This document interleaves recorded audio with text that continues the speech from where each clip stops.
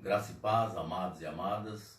Nós estamos aqui vivendo um tempo muito especial, onde certamente vamos tirar grandes lições dessas tribulações pelas quais temos passado, com esse surto do novo coronavírus.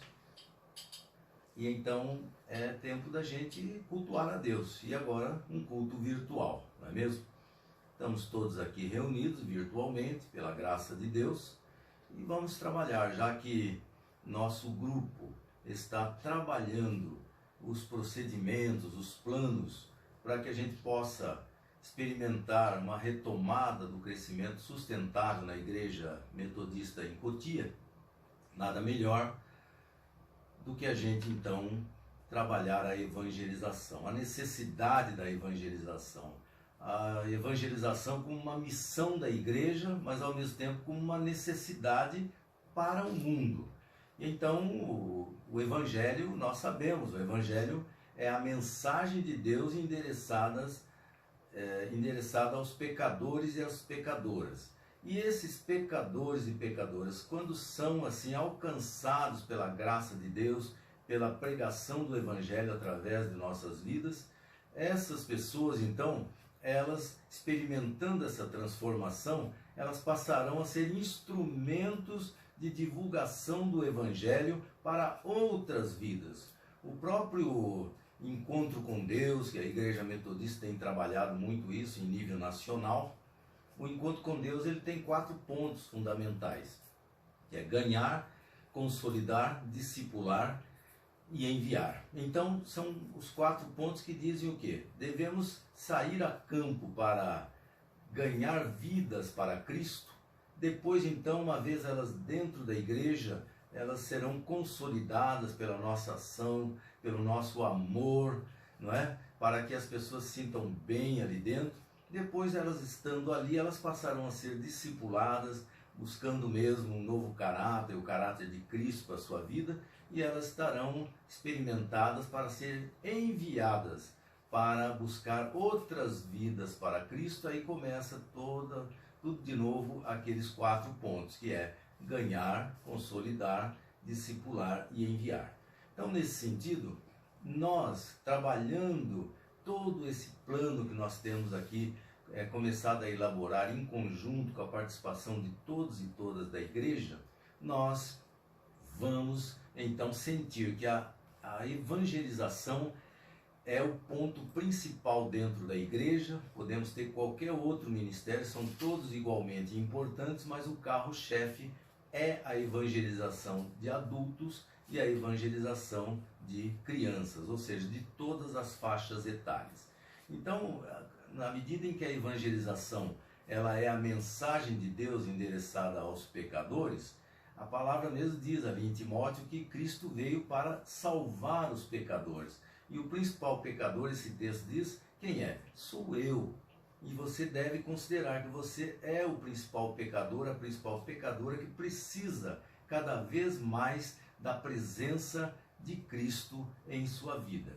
Uma vez que nós tenhamos a presença de Cristo marcante em nossas vidas, não tem para ninguém. A gente vai querer compartilhar esse amor de Deus através da ação de Cristo Jesus em nossas vidas. Nós vamos querer compartilhar para outras pessoas.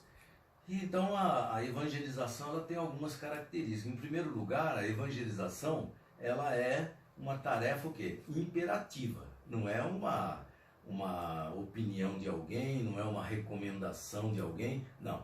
É a presença de Deus em nossa vida dizendo, ide, pregai o evangelho a toda criatura, como está lá em Marcos 16:15.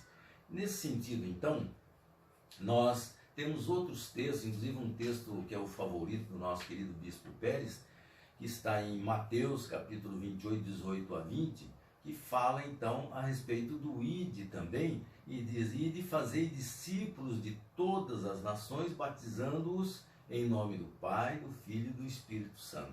E também um texto importante sobre o qual nós temos trabalhado e vamos trabalhar dentro do nosso plano local de ação missionária, que é então Atos 1:8, quando a palavra ali diz, mas recebereis poder ao descer sobre vós o Espírito Santo, e sereis minhas testemunhas, tanto em Jerusalém, que é ali a casa de Deus, quanto em Judéia e Samaria, que é ali fora, ali o nosso bairro vizinho, e até os confins da terra. E seria então uma área mais distante, onde nós vamos alcançar vidas para Cristo em lugares mais distantes. E nós, dentro do nosso plano local de ação missionária, vamos certamente aprovar em concílio local que nós vamos trabalhar Judéia e Samaria no raio de 1 quilômetro, que é para trazer as pessoas para a nossa igreja central. E então, fora desse raio de 1 quilômetro, nós vamos trabalhar vidas para que a gente ali monte células, pontos de pregação, que virarão depois pontos missionários, congregações, e também um dia vão se tornar igrejas independentes dentro do próprio município de Cotia. Sim, teremos mais unidades da Igreja Metodista em Cotia, o que vai ser uma bênção se nós chegarmos a isso, e nós vamos chegar em nome de Jesus. E o primeiro que tem que entrar na brecha sou eu, e você deve buscar para você a mesma responsabilidade. Eu preciso entrar na brecha. Então a evangelização, como eu disse, ela é uma tarefa imperativa, é um mandamento mesmo, ide por todo mundo. Por outro lado, quando a gente começa a analisar um pouco mais aprofundadamente a evangelização, a gente pode ver que ela é uma tarefa, sabe o quê? Intransferível. Então eu tenho falado para vocês sobre o texto que está em 1 Coríntios 9,16, e que diz o quê? Se eu anuncio o Evangelho, não tenho do que me vangloriar, porque me é imposta essa obrigação. E termina o versículo assim: e ai de mim se não anunciar o Evangelho. Então é intransferível. A evangelização é para eu fazer. A evangelização é para você fazer. E então, nesse sentido, nós não podemos transferir para os outros. Eu não tenho dom para evangelizar. A evangelização é tarefa de todos, independe de dom, depende sim de um treinamento. E isso nós vamos fazer juntos. Um treinamento para que a gente perca o medo e a vergonha de evangelizar, e ao mesmo tempo que a gente seja cheios do Espírito Santo. E uma vez cheios do Espírito Santo, não tem para ninguém, como eu disse. Nós vamos querer repartir isso com o nosso próximo, para que ele tenha a mesma oportunidade que nós tivemos, que é do quê? De conhecer a Jesus e então aceitá-lo como nosso único e suficiente Salvador. Veja só, quando a gente continua se aprofundando na questão da evangelização, a gente pode dizer que a evangelização é alguma coisa impostergável, ou seja, não dá para mandar para frente, não dá para empurrar com a barriga, depois a gente evangeliza. Não. A evangelização, ela é necessária, sem sombra de dúvida, e ela é mais do que isso, ela é urgente. Ela é mais que isso ainda, ela é emergencial. A evangelização é para agora, não dá para perder tempo. E eu nunca esqueço do nosso, já compartilhei com vocês, um evangelista que hoje está pastoreando a Igreja Metodista em Perequê, que é o nosso querido evangelista Keké, da Igreja Metodista Central de Santos. Por onde ele vai, ele prontamente ele vai para pregar o Evangelho ali onde ele estiver. Me lembro, e a evangelista Rosinha sabe muito bem, ela está aqui próxima de mim, e então nós estivemos lá para levar uma série de palestras na Igreja Metodista Central de Santos. Chegamos tarde da noite, meia-noite, e então perguntamos num posto onde é que tinha um hotel para a gente ficar. E então anunciaram ali, mostraram um determinado hotel, e nós vimos que era um hotel meio duvidoso ali, mas não tinha outro lugar para ir. Entramos para dentro do hotel, e naquele dia então nós passamos a noite ali naquele hotel, até pouco recomendável. No outro dia aconteceu um fato interessante lá, estranho, porque a chave do hotel, da porta do apartamento, para a gente devolver na portaria, ela desapareceu de um modo assim estranho. E nós fomos para a igreja, que precisávamos ir para a escola dominical para ministrar as palestras, e fomos sem a chave, deixamos um documento de garantia. Quando terminamos a palestra da parte da manhã, Então, dissemos lá para a comunidade que nós íamos lá para procurar a chave, e a evangelista Rosinha acabou encontrando essa chave no porta-malas, tinha caído no porta-malas ali, né? E então, mas foi uma oportunidade que Deus preparou, porque quem é que foi com a gente lá devolver essa chave? Foi o evangelista Keké. Quando nós chegamos nesse hotel, pouco recomendável, os casaizinhos estavam saindo lá desse hotel logo de manhã, domingo de manhã, e o evangelista Keké saiu evangelizando todos os casaizinhos, saiu evangelizando a moça da portaria, saiu evangelizando os roupeiros e os camareiros, e saiu evangelizando a todos, deixou panfletos, orou com todos, e nós ficamos ali assim olhando e dizendo, isso é que é uma pessoa evangelizadora.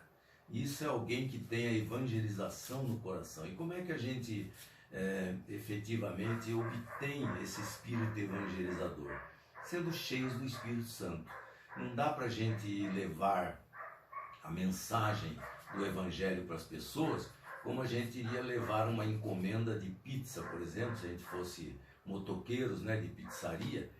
Não, é bem diferente. É preciso estar cheios do Espírito Santo, somente através do discipulado, de uma vida de fé e obras, uma vida de busca mesmo da presença de Deus para as nossas vidas, caminhando com Jesus, fazendo o que Jesus faria se estivesse em nosso lugar. É dessa maneira que nós vamos evangelizar adequadamente. Não é só perdendo o medo e a vergonha de evangelizar.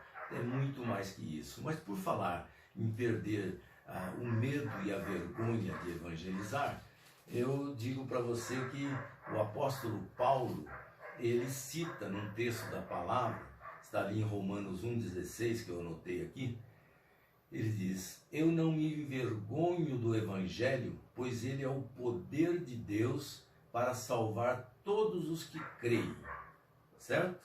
Então a pessoa que crer será salva. Então, esse texto da palavra de Deus, ele continua inclusive a todos os que creem, primeiro os judeus e depois então os não judeus, né? Então ele fala, não me envergonho do evangelho.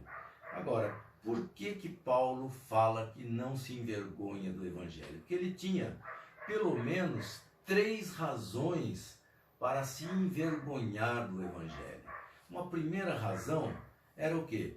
Que o evangelho era considerado ali a história de um carpinteiro, quer dizer, Jesus aprendeu carpintaria com o seu pai José, seu pai naquele tempo, como o seu pai ensinou as coisas, os ofícios desde manhã, desde muito cedo, e depois então ele veio a dizer que ele era o filho de Deus, mas ele era o pai do carpinteiro José. Então José ensinou carpintaria e ficou, Jesus vindo de Nazaré, ficou assim afamado como sendo o carpinteiro que depois morreu vergonhosamente numa cruz. Isso ficou uma marca assim na visão de alguns que não quiseram recebê-lo como seu único suficiente Salvador. Quando você vai para o Evangelho de João, ali no capítulo 1, a palavra é clara, ele veio para o que era seu, para o mundo judeu, e os seus não o receberam. Então, esses que não o receberam, consideravam Jesus como apenas um carpinteiro que não deu certo, que vergonhosamente morreu numa cruz, né? Um segundo motivo que poderia levar Paulo a se envergonhar do Evangelho era o quê? Era o próprio passado de Paulo, ele mesmo, que ele alegou e declarou, eu de perseguidor passei a perseguido. Por quê? Porque ele foi instrumento para sacrifício de vários cristãos, porque ele fazia parte ali da turma ali dos romanos, dos maiorais dos romanos, e que então assassinaram muitos cristãos. E ele depois foi alcançado pelo poder de Deus na sua vida, a ação de Jesus na vida de Paulo, e ele diz, de perseguidor que eu era, eu passei então a perseguido. Mas ele tinha um passado, e esse passado então o povo não esquecia. Ele tinha um passado que não dava respaldo, vamos assim dizer, para que ele pudesse pregar o evangelho. Mas ele disse mesmo num outro texto: deixando as coisas para trás, caminho para o alvo, para a obtenção, não é, do prêmio da vocação de Deus em Cristo Jesus. Então veja só, o apóstolo Paulo tinha uma segunda razão para se envergonhar. E novamente ele não se envergonhou, porque ele deixou essas coisas velhas para trás. Preste atenção nisso. E tem também um terceiro motivo, uma terceira razão que poderia desanimar Paulo de pregar o evangelho, de sair fazendo todas essas viagens missionárias que ele fez, e é o grande responsável pela implantação da maioria das igrejas locais daquela época, né? Por quê? Porque o evangelho, ele era algo desprezado pela classe rica, mas também era desprezado pela sociedade comum, que era o que os comerciantes, os próprios escravos, os cidadãos comuns não quiseram aceitar. Então, mais uma vez repito, João capítulo 1, veio para o que era seu, mundo judeu, mas os seus, os judeus, não o receberam. Esse texto é maravilhoso, porque depois ele completa: mas a todos quantos o receberam, deu-lhes o poder de serem feitos filhos de Deus, a saber, os que creem no seu nome. Está vendo? Então Paulo, diante dessas três razões que estavam ali querendo perturbar a cabeça dele, ele não deu bola para isso e ele seguiu adiante. Então, quando ele fala, não me envergonho do evangelho, por quê? Porque ele diz, o evangelho é a salvação, o evangelho é a solução, porque a salvação está ali contida dentro do evangelho, que é a palavra. E a palavra é o quê? Jesus Cristo. Então Paulo declarou, eu vou. E ele chegou a dizer, eu sei que eu tenho crido, sei que ele é poderoso para guardar o meu tesouro até aquele dia. Em outras traduções, até o dia final. Quando ele declara isso, ele não vai mesmo ter essa lembrança das coisas passadas como algo que poderia atrapalhar a missão dele. Não, ele deixou tudo isso para trás, olhou para frente e disse, eu sei que eu tenho crido, sei que ele é poderoso para guardar o meu depósito, o meu tesouro até aquele dia, até o dia final. Então, uma vez que ele não se envergonhava daquilo, ele então se levantou e foi para ser instrumento nas mãos do Senhor. E Paulo, então, eu costumo dizer, vocês já me ouviram falar, eu costumo dizer que ele é a maior cabeça do mundo bíblico. Paulo é aquele que foi o grande instrumento para fazer uma ligação entre a vinda de Cristo, logo após a sua partida na cruz. Paulo, então, foi o responsável para agarrar tudo isso, formatar tudo que Jesus havia dito e sair para pregar o evangelho a toda criatura. Você vê a maravilha das cartas de Paulo. E nem todas as cartas de Paulo foram incluídas dentro da Bíblia Sagrada. Então, por exemplo, as cartas aos Coríntios, elas, quando diz primeiro aos Coríntios, segunda aos Coríntios, os estudiosos dizem que ali dentro pode ter várias cartas embutidas, e nesse sentido, então, a gente começa a pensar como Paulo trabalhou na obra do Senhor, não é verdade? E nós precisamos exatamente entrar na brecha, eu e vocês, eu, a evangelista Rosinha, que está aqui na minha frente, e vocês, todos nós entrarmos nessa brecha, porque é emergencial nós chegarmos juntos, orarmos, dobrarmos os joelhos, gritarmos glórias ao nome do Senhor e dizer, agora nós vamos sair a campo, nós vamos levar o evangelho a toda criatura, nós não vamos ficar mais como o querido bispo Adriel tem nos dito, que muitas vezes nós somos igrejas de condomínio, igrejas que ficam fechadas em si, e isso não pode acontecer. Não é isso que Jesus mandou. Quando a gente faz isso, se torna igreja de condomínio, a gente está contrariando o que Jesus mandou que a gente fizesse. Então, nesse sentido, é preciso que eu e vocês, nós possamos dar as mãos, estudarmos profundamente os fundamentos da palavra de Deus, estudarmos profundamente, ou ainda que superficialmente, os fundamentos dos cânones da Igreja Metodista, e aí estudarmos os fundamentos para bons métodos de evangelização, métodos mais modernos de evangelização, e uma vez que a gente feche tudo isso em conjunto, todos nós, todos e todas, debatendo, orando, discutindo no melhor sentido da palavra e chegando a um consenso, quando nós vamos juntos montar, na verdade, dois planos. Vai ser montado muito mais pela nossa querida pastora Meire, que é o chamado PAP, Plano de Ação Pastoral. Esse plano, então, são ações que a pastora vai executar em favor do crescimento da igreja e em favor do bom pastoreio da gente, nós que estamos lá na igreja.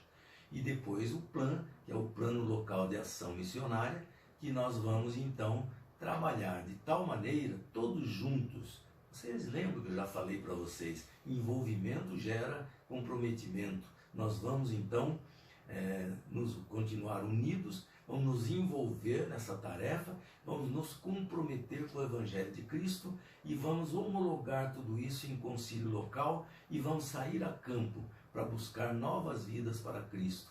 Não perca de vista que a gente tem um sonho, todos juntos, da gente construir um templo sobre o templo atual. E esse novo e sonhado templo, uma vez que a gente consiga, e nós vamos conseguir em nome de Jesus, então esse novo templo vai ter uma visibilidade maravilhosa, que nós estamos num local alto, estamos ali meio que afundados, mas o outro templo vai ficar mais alto, vai aparecer, nós vamos iluminar. Para isso é preciso que nós todos juntos entremos na brecha, possamos primeiramente dobrar o joelho, orar muito, aprender muito da palavra de Deus e juntos construímos então uma nova, uma reformada, uma renovada Igreja Metodista em Cotia.